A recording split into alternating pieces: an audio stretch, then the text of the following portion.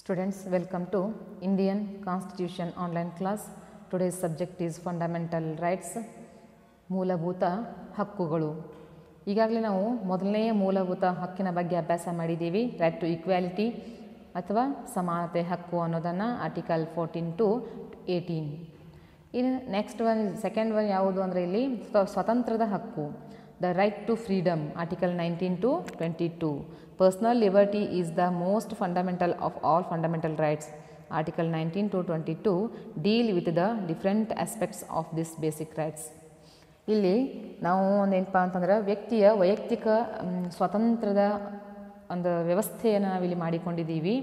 19ರಿಂದ 22ನೇ ಪರಿಚ್ಛೇದಗಳು ಸ್ವತಂತ್ರದ ಹಕ್ಕಿನ ಬಗ್ಗೆ ಮಾತ್ರ ವಿವರಣೆಯನ್ನು ನೀಡುವಂಥದ್ದು ಮತ್ತು ಅಲ್ಲೇನಪ್ಪ ಅಂತಂದರೆ ವ್ಯಕ್ತಿಯ ವೈಯಕ್ತಿಕ ಸ್ವಾತಂತ್ರ್ಯವನ್ನು ಇಲ್ಲಿ ಸ್ವತಂತ್ರಕ್ಕೆ ಹೆಚ್ಚಿನ ಪ್ರಾಧಾನ್ಯತೆಯನ್ನು ನೀಡಿದೆ ಅಂತಲೂ ಕೂಡ ನಾವಿಲ್ಲಿ ಹೇಳಬಹುದು. ಹಾಗಾದರೆ 19ರಿಂದ 22ನೇ ಆರ್ಟಿಕಲ್ನಲ್ಲಿ ನಾವು ಒಂದೊಂದಾಗಿ ಅಭ್ಯಾಸ ಮಾಡ್ತಾ ಹೋಗೋಣ. In first one 6 freedom under article 19. 19ನೇ ಆರ್ಟಿಕಲ್ದಲ್ಲಿ ನಾವು 6 ರೀತಿಯ ಸ್ವಾತಂತ್ರ್ಯಗಳನ್ನು ಅಭ್ಯಾಸ ಮಾಡ್ತೀವಿ. ಷಟ್ ಸ್ವಾತಂತ್ರ್ಯ ಅಂತಲೂ ಕೂಡ ಅದಕ್ಕೆ ನಾವು ಕರಿತೀವಿ. ಹಾಗಾದರೆ 6 ಸ್ವಾತಂತ್ರ್ಯಗಳು ಯಾವುವು ಅನ್ನೋದನ್ನು ನಾವಿಲ್ಲಿ ಅಭ್ಯಾಸ ಮಾಡಬೇಕಾದ್ರೆ first one is freedom of speech and expression, article 19 part 1A. 19ನೇ ಆರ್ಟಿಕಲ್ಲು ಅದರಲ್ಲಿ ಭಾಗ 1A ಅನ್ನುವಂಥ ಆಪ್ಷನ್ಸ್ದಲ್ಲಿ ನಾವು ಭಾಷಣ ಮತ್ತು ವಿಚಾರ ಅಭಿವ್ಯಕ್ತಪಡಿಸುವಂಥ ಸ್ವಾತಂತ್ರ್ಯವನ್ನು ನಾವಿಲ್ಲಿ ಅಭ್ಯಾಸ ಮಾಡ್ತೀವಿ. ಅಂದರೆ ಪ್ರಜೆಗಳಾದಂಥ ನಮಗೆಲ್ಲರಿಗೂ ಕೂಡ ಮಾತನಾಡುವಂಥ ಅವಕಾಶ ಸಿಗುವುದು ಒಂದು ಕಂಪಲ್ಸರಿಯಾಗಿದೆ. ಹಾಗಾಗಿ ಮಾತನಾಡುವುದು ಅಂದರೆ ಇಲ್ಲಿ ಭಾಷಣವನ್ನು ಮಾಡುವಂಥದ್ದು, ಜೊತೆಗೆ ಇಲ್ಲಿ ತಮ್ಮ ಅಭಿಪ್ರಾಯಗಳನ್ನು ವ್ಯಕ್ತಪಡಿಸಲಿಕ್ಕೆ ಒಂದು ಅವಕಾಶ. ಸ್ವಾಮಿ ವಿವೇಕಾನಂದರವರ ಒಂದು ವಿಚಾರದಂತೆ ಅಭಿಪ್ರಾಯಗಳು ವಿಶ್ವವನ್ನು ಆಳುತ್ತವೆ ಅನ್ನುವಂಥ ಒಂದು ಅರ್ಥದಲ್ಲಿ ಭಾರತದ ಪ್ರಜೆಗಳು ಅವರು ಬುದ್ಧಿವಂತರು ಅಥವಾ ದಡ್ಡರು ಅನ್ನೋಕ್ಕಿಂತ ಹೆಚ್ಚಾಗಿ ವ್ಯಕ್ತಿತ್ವಕ್ಕೆ ಒಂದು ಹೆಚ್ಚಿನ ಮಾನ್ಯತೆಯನ್ನು ನೀಡಿ ಅವರಿಗೆ ಒಂದು ಅಭಿಪ್ರಾಯಗಳನ್ನು ವ್ಯಕ್ತಪಡಿಸಲಿಕ್ಕೆ ಒಂದು ಅವಕಾಶವನ್ನು ಕಲ್ಪಿಸಿಕೊಡುವಂಥದ್ದು. ಜೊತೆಗೆ second one is freedom to assemble, article 19 part 1B. ಭಾರತದಲ್ಲಿರ್ತಕ್ಕಂಥ ಪ್ರಜೆಗಳಿಗೆ ಸಭೆಯನ್ನು ಕಟ್ಟುವಂಥ ಅವಕಾಶ, ಸಭಾ ಸ್ವಾತಂತ್ರ್ಯದ ಒಂದು ಹಕ್ಕು ಅಂತ ಹೇಳಿ ನಾವು ಕರಿತೀವಿ. 19(1)B ಅನ್ನುವಂಥ ಒಂದು ಭಾಗದಲ್ಲಿ ನಾವು ಸಭೆಯನ್ನು ಕರೆಯುವಂಥ ಸ್ವಾತಂತ್ರ್ಯ. ಇಲ್ಲಿ ಭಾಷಣ ಮಾಡುವಂಥ ಅವಕಾಶವನ್ನು ಮೊದಲನೇ ಸ್ಥಾನದಲ್ಲಿ ಕೊಟ್ಟಾಗ ಆ ಭಾಷಣಕ್ಕೆ ಒಂದು ಸಭೆಯ ಅವಶ್ಯಕತೆ ಇದ್ದೇ ಇದೆ ಅನ್ನೋದನ್ನು ನಮಗೆಲ್ಲರಿಗೂ ಕೂಡ ಗೊತ್ತಿರುವಂಥ ವಿಷಯ. ಹಾಗಾಗಿ ಮಾತನಾಡಲಿಕ್ಕೆ ಅಥವಾ ಭಾಷಣವನ್ನು ಮಾಡಲಿಕ್ಕೆ ಅವಕಾಶ ಕೊಟ್ಟ ನಂತರದಲ್ಲಿ ಸಭೆಯನ್ನು ಕರೆಯುವಂಥ ಅವಕಾಶವೂ ಕೂಡ ನಮಗಿಲ್ಲಿ ಸಿಕ್ಕಿಬಿಟ್ಟಿದೆ. ವಿಶೇಷವಾದಂಥ ಮಾಹಿತಿಗಳನ್ನ ನಾವು ಸಭೆಗಳ ಮೂಲಕ ಎಲ್ಲ ಪ್ರಜೆಗಳಿಗೆ ಒಂದು ತಿಳಿಸುವಂಥ ಅವಕಾಶವೂ ಕೂಡ ನಮಗಿಲ್ಲಿ ದೊರೆತಿದೆ ಅಂತ ನಾವು ಹೇಳ್ಬೋದು. ಈ next one is freedom to form association and union, article 19 part 1C. ಇಲ್ಲ ಏನಪ್ಪ ಅಂದ್ರೆ ಭಾರತದಲ್ಲಿರ್ತಕ್ಕಂಥ ಒಂದು ಪ್ರಜೆಗಳಿಗೆ ಸಂಘ ಸಂಸ್ಥೆಗಳನ್ನ ಕಟ್ಟಿಕೊಳ್ಳಲಿಕ್ಕೆ ಒಂದು ಅವಕಾಶ. ಹಾಗಾದರೆ ಸಂಘ ಸಂಸ್ಥೆಗಳು ಅಂತಂದರೆ ಯಾವ ರೀತಿಯಾಗಿ, ಫಾರ್ ಎಕ್ಸಾಂಪಲ್ ಕಾರ್ಮಿಕರ ಸಂಘ, ರೈತರ ಸಂಘ, ವಿದ್ಯಾರ್ಥಿಗಳ ಸಂಘ, ಶಿಕ್ಷಕರ ಸಂಘ, ಹೀಗೆ ಹಲವಾರು ಸಂಘಗಳದಾವು. ಆ ಸಂಘಟನೆಗಳನ್ನ ಮಾಡಿಕೊಳ್ಳಿಕ್ಕೆ ಯಾಕೆ ಅವಕಾಶ ಮಾಡಿಕೊಟ್ರು ಅಂತಂದರೆ ಭಾರತದಲ್ಲಿರುವಂಥ ಪ್ರಜೆಗಳ ಸಮಸ್ಯೆಗಳನ್ನು, ಪ್ರತಿಯೊಂದು ಸಮಸ್ಯೆಗಳನ್ನು ಸರ್ಕಾರದ ಒಂದು ಸಮಸ್ಯೆಗಳು ಸರ್ಕಾರದ ಗಮನಕ್ಕೆ ಬರಬಹುದು ಅಥವಾ ಬರದೇ ಇರಬಹುದು. ಆ ಕೆಲವು ತಮ್ಮ ಸಮಸ್ಯೆಗಳನ್ನು ವೈಯಕ್ತಿಕ ಸಂಘಟನೆಗಳನ್ನು ಮಾಡಿಕೊಳ್ಳುವುದರ ಮೂಲಕ ಸರ್ಕಾರದ ಮುಂದೆ ತಮ್ಮ ಸಮಸ್ಯೆಗಳನ್ನು ವ್ಯಕ್ತಪಡಿಸಲಿಕ್ಕೆ ಮತ್ತು ಆ ಸಮಸ್ಯೆಗಳಿಗೆ ಪರಿಹಾರಗಳನ್ನು ಕಂಡುಕೊಳ್ಳಿಕ್ಕೆ ಕೆಲವು ಒಂದು ಸಂಘಟನೆಗಳನ್ನು ಇಲ್ಲಿ ಮಾಡಿಕೊಳ್ಳಿಕ್ಕೆ ಅವಕಾಶ ನೀಡಿದೆ. ಅದೇ ಯಾವುದು ಅಂದರೆ 19ನೇ ಆರ್ಟಿಕಲಲ್ಲಿರುವಂಥದ್ದು ಸಂಘಗಳನ್ನು ಕಟ್ಟಿಕೊಳ್ಳುವಂತಹ ಒಂದು ಸ್ವತಂತ್ರದ ಹಕ್ಕು ಅಂತ ನಾವು ಕರಿತೀವಿ. Next one is freedom to move freely throughout the territory of India, article 19 part 1D. ಇಲ್ಲಿ ಸ್ವತಂತ್ರದ ಹಕ್ಕು ಅನ್ನೋದರಲ್ಲಿ ಅಭ್ಯಾಸ ಮಾಡಬೇಕಾದ್ರೆ ಭಾರತದ ಯಾವುದೇ ಭಾಗದಲ್ಲಿ ಸಂಚರಿಸಲಿಕ್ಕೆ ಎಲ್ಲ ಪ್ರಜೆಗಳಿಗೆ ಅವಕಾಶವನ್ನು ನೀಡಲಾಗಿದೆ. ದೇಶದ ಪ್ರಜೆಗಳಾದಂಥ ನಮಗೆ ಇಡೀ ರಾಷ್ಟ್ರದ ಯಾವುದೇ ಮೂಲೆಯಲ್ಲಿಯೂ ಕೂಡ ಹೋಗಿ ನಾವು ಮುಕ್ತವಾಗಿ ಸಂಚರಿಸುವಂಥ ಅವಕಾಶ ಇಲ್ಲಿ ಸಿಕ್ಕಿದೆ. ಇದರೊಳಗೆ ಕೆಲವು ವಿಷಯಗಳನ್ನ ಅಭ್ಯಾಸ ಮಾಡ್ತೀವಿ. The freedom of movement includes 3 things. One is the right to move inside the country, second one is the right to move out of the country, the right to came back to the country. ಅಂದರೆ ರಾಷ್ಟ್ರದಾದ್ಯಂತ ಸಂಚರಿಸುವಂತಂದರೆ ರಾಷ್ಟ್ರದಲ್ಲಿ ಇರುವಂಥ ಒಂದು ಅವಕಾಶ, ರಾಷ್ಟ್ರ ಬಿಟ್ಟು ಬೇರೆ ರಾಷ್ಟ್ರಕ್ಕೆ ಒಂದು ಹೋಗ್ಲಿಕ್ಕೂ ಕೂಡ ಅವಕಾಶ ಇದೆ, ಜೊತೆಗೆ ಬೇರೆ ರಾಷ್ಟ್ರಗಳಿಂದ ಮರಳಿ ನಮ್ಮ ದೇಶಕ್ಕೆ ಬರಲಿಕ್ಕೂ ಕೂಡ ನಮಗೆ ಅವಕಾಶ ದೊರೆತಿದೆ. ಈ ರೀತಿಯಾಗಿ ಏನಪ್ಪ ಅಂತಂದರೆ ಭಾರತದ ಯಾವುದೇ ಭಾಗದಲ್ಲಿ ಒಂದು ಸಂಚರಿಸುವಂಥ ಸ್ವಾತಂತ್ರ್ಯ ಅಂತಂದರೆ ಈ 3 ರೀತಿಯಲ್ಲಿ ಅದರ ಒಂದು ಅರ್ಥವನ್ನು ಕಂಡುಕೊಳ್ಬೋದು. ಇನ್ನು next freedom to reside and settle in any part of the territory of India, Article 19 Part 1 E. ಈ ಒಂದು ವಿಷಯದಲ್ಲಿ ನಾವು ಅಭ್ಯಾಸ ಮಾಡಬೇಕಾದ್ರೆ ಇಡೀ ಭಾರತದಲ್ಲಿರ್ತಕ್ಕಂಥ ಯಾವುದೇ ಪ್ರಜೆ ಯಾವುದೇ ಒಂದು ಸ್ಥಳದಲ್ಲಿ ಮುಕ್ತವಾಗಿ ವಾಸಿಸಲಿಕ್ಕೆ ಒಂದು ಅವಕಾಶ ದೊರೆತಿದೆ. Next one, freedom to practise any profession or to carry on any occupation, trade or business, article 19 part 1G. ಇಲ್ಲೇನಂತಂದರೆ ಒಂದು ಭಾರತದಲ್ಲಿರ್ತಕ್ಕಂಥ ಪ್ರಜೆಗಳು ಯಾವುದೇ ಒಂದು ರೀತಿಯ ಬೇರೆ ಬೇರೆ ಜಾಗದಲ್ಲಿ ಹೋಗಿ ಭಾರತದ ಯಾವುದೇ ಪ್ರದೇಶದಲ್ಲಿ ಹೋಗಿ ಉದ್ಯೋಗಾವಕಾಶಗಳನ್ನ ಕಂಡುಕೊಳ್ಬೋದು, ವೈಯಕ್ತಿಕ ಒಂದು ಏನಪ್ಪ ಅಂತಂದರೆ ಬಿಸ್ನೆಸ್ಗಳನ್ನ ನಡೆಸಬಹುದು, ವ್ಯವಹಾರಗಳನ್ನ ಮಾಡ್ಕೊಂಡು ಹೋಗ್ಬೋದು, ಅಥವಾ ಸರ್ಕಾರಿ ಉದ್ಯೋಗವನ್ನು ಕೂಡ ಇಲ್ಲಿ ಹಿಡಿಬಹುದು. ಅಂದರೆ ಇಡೀ ಭಾರತದಲ್ಲಿರ್ತಕ್ಕಂಥ ಪ್ರಜೆಗಳಿಗೆ ಇಡೀ ಭಾರತನೇ ನಿಮ್ಮದು ಅನ್ನುವಂಥ ಅಭಿಪ್ರಾಯ ಬರುವುದು ಈ ಸ್ವಾತಂತ್ರ್ಯಗಳಿಂದ ಅಂತ ಹೇಳಿ ನಾವು ಕರಿತೀವಿ. ಹಾಗಾಗಿ ಏನಪ್ಪ ಅಂತಂದ್ರೆ ಈ 6 ರೀತಿಯ ಸ್ವಾತಂತ್ರ್ಯಗಳು ಅಂತಂದರೆ ವ್ಯಕ್ತಿಯನ್ನು ಈ ದೇಶ ನಿಮ್ಮದು ಅನ್ನುವಂಥ ಭಾವನೆಗೆ ತಳ್ತಾ ಇದ್ದಾವೆ ಅನ್ನೋದನ್ನು ಕೂಡ ನಾವಿಲ್ಲಿ ಸ್ಪಷ್ಟಪಡಿಸಿಕೊಳ್ಳಬಹುದು. ಇವಿಷ್ಟೇನಪ್ಪ ಅಂತಂದ್ರೆ 6 ರೀತಿಯ ಸ್ವಾತಂತ್ರ್ಯಗಳು. ಇದು ವ್ಯಕ್ತಿಯ ವೈಯಕ್ತಿಕ ಸ್ವಾತಂತ್ರ್ಯಗಳಂದರೂ ಕೂಡ ತಪ್ಪಾಗಲಾರದು.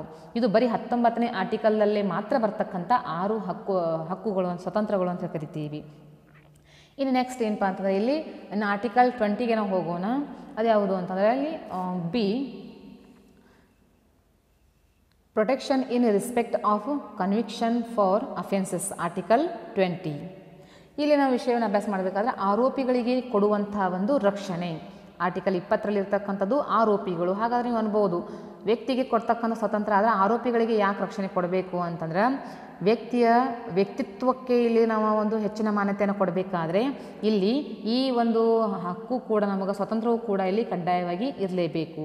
ಹಾಗಾದರೆ ಆರೋಪಿಗಳಿಗೆ ಯಾವ ರೀತಿಯಾದಂಥ ಪ್ರೊಟೆಕ್ಷನ್ಗಳನ್ನ ನಾವಿಲ್ಲಿ ಕೊಡಬಹುದು ಅನ್ನೋದನ್ನು ನಾವು ತಿಳ್ಕೊಳ್ಬೇಕಾದ್ರೆ the following safeguards to the person accused of crimes. First one is protection against ex post facto law. Second one is protection against doubles jeopardy. Third one is prohibition against self incrimination. ಈ ರೀತಿಯಾಗಿ ನಾವು 3 ಹಂತಗಳನ್ನ ಅಭ್ಯಾಸ ಮಾಡ್ತೀವಿ. ಅಂದರೆ ಮೊದಲನೇದಾಗಿ ಕಾಯ್ದೆ ಜಾರಿಯಲ್ಲಿದ್ದಾಗ ಮಾತ್ರ ಅದನ್ನು ಮುರಿದವರ ಮೇಲೆ ಆರೋಪವನ್ನು ವಿಧಿಸುವಂಥದ್ದು. ಸೆಕೆಂಡ್ ಒನ್ ಈಸ್ ಒಂದೇ ಅಪರಾಧಕ್ಕೆ 2 ಸಲ ಶಿಕ್ಷೆಯನ್ನು ವಿಧಿಸಬಾರದು.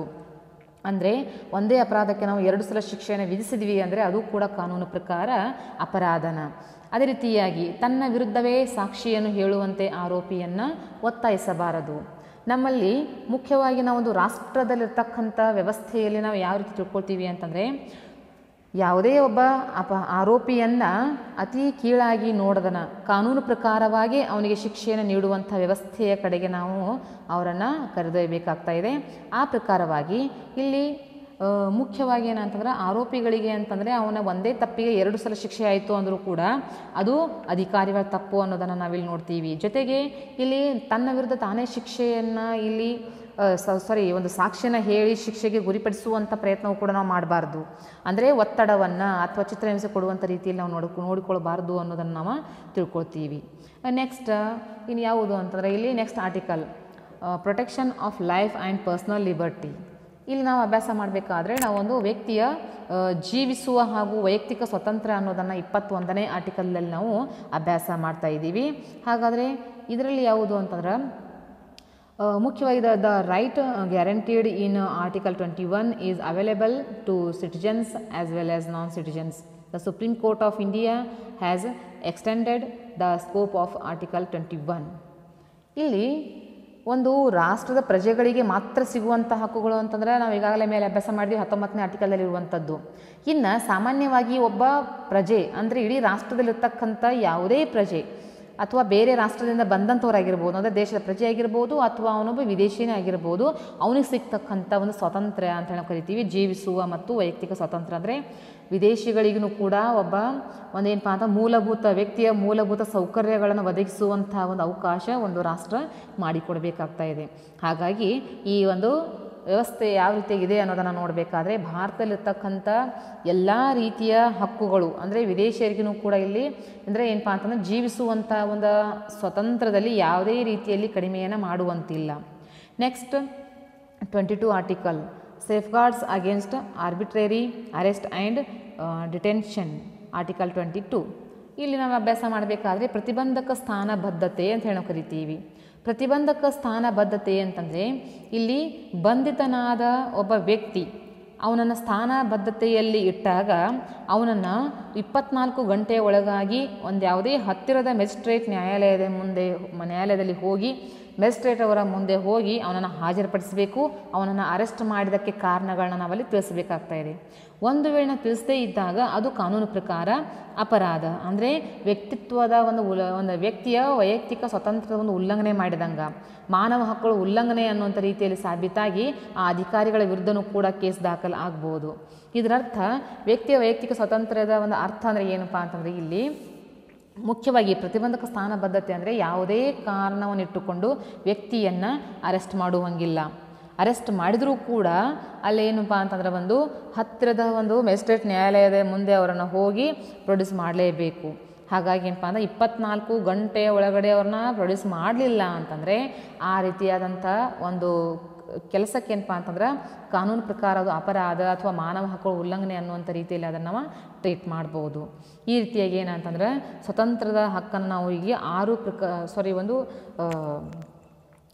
19ರಿಂದ 22ನೇ ಆರ್ಟಿಕಲ್ದವರೆಗೆ ಈ ರೀತಿಯಾಗಿ ನಾವು ಸ್ವತಂತ್ರದ ಹಕ್ಕನ್ನು ನಾವಿಲ್ಲಿ ಅಭ್ಯಾಸ ಮಾಡ್ತೀವಿ.